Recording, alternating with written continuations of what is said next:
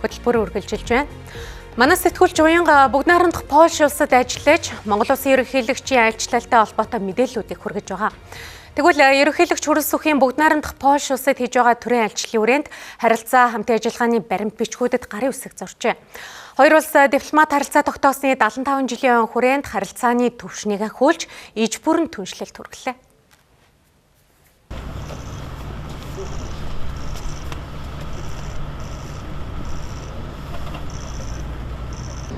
Үзэгч та бүхэн мэдээллийг НТV-ийн сурвалжлах баг бүгд найрамдах Польш улсын Варшав хотоос мэдээллийг хүргэж байна. За өнөөдөр Монгол улсын ерөнхийлөгч Ухнагийн хүрэлцэх тухайн улсад төрийн айлчлал хийж байна.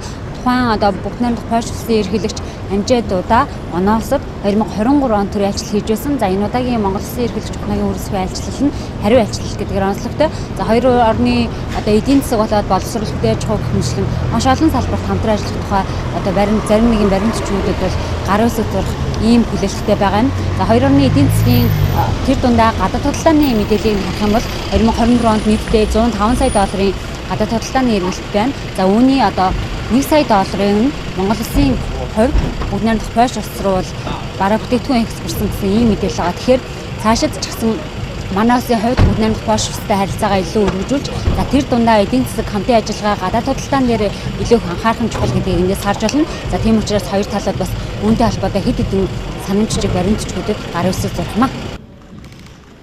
Хэлэлцээний үеэр өнгөрсөн 75 жилийн ололт амжилтаа дүгнэж, эрхчлүүдийн харилцаа, хамтын ажиллагааны замын зураглалаа тодорхой олголоо. Цаашид худалдаа эдийн засаг, хөрөнгө оруулалтыг нэмэгдүүлж, уул уурхай, геолог, дэд бүтэц, шинжилгээ ухаан археолог зэрэг салбарын хамтын ажиллагааг өргөжүүлэн хөгжүүлэхээр боллоо.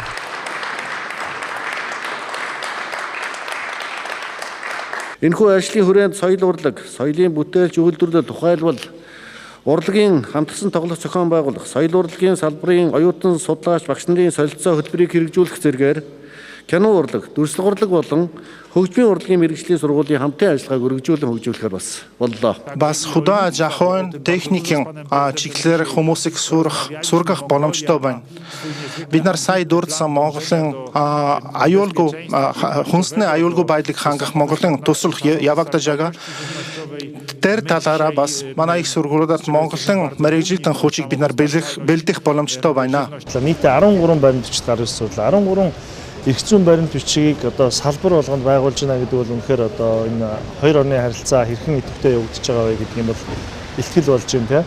За ерөнхийдөө дүгнээд ярихад манай улсын ерөнхийлөгч энэ Польш улсад хийж байгаа айлчлал их тийм сайхан найрсаг уур амьсгал явагдаж байна. Яагаад тэгэхээр Польш улсын ерөнхийлөгч Анжей Дуда манай улсад бол 20 жилийн өмнө айлчилсан. Хоёр улсын ерөнхийлөгч минь хоорондоо их тийм дотн харилцаатай, анд нөхрөлийн ийм харилцаатай болсон учраас энэ хариу айлчлал бол үнэхээр сайхан болж байна. Польшийн тал шинэ хар арам хот, хүнд үйлдвэрлэл, нийтийн тээвэр, цэвэрлэх байгууламж зэрэг томоохон бүтээн байгууллагыг оруулж хамтран ажиллах сонирхлоо илэрхийллээ. За ялангуяа хүнс хөдөө аж ахуй боловсруулах үйлдвэрлэлийн салбарт Польшийн тал дэвшилтэд техник технологи, инновац нэвтрүүлж мэргэжилтнүүд бэлтгэн туршлагаа хуваалцахмаа. За мөн тэрбум мод үндэсний хөдөлгөөнийг Польшийн ногоон хот хөтөлбөртэй уялдуулахар тогтлоо. Албан ёсны хэлцээ харилцан тохиролцсон зүйлс харилцаа хамтын ажиллагааг шинэ түвшинд гаргана гэдэгт итгэлтэй байгаагаа төрийн тэргүүнээр илэрхийллээ.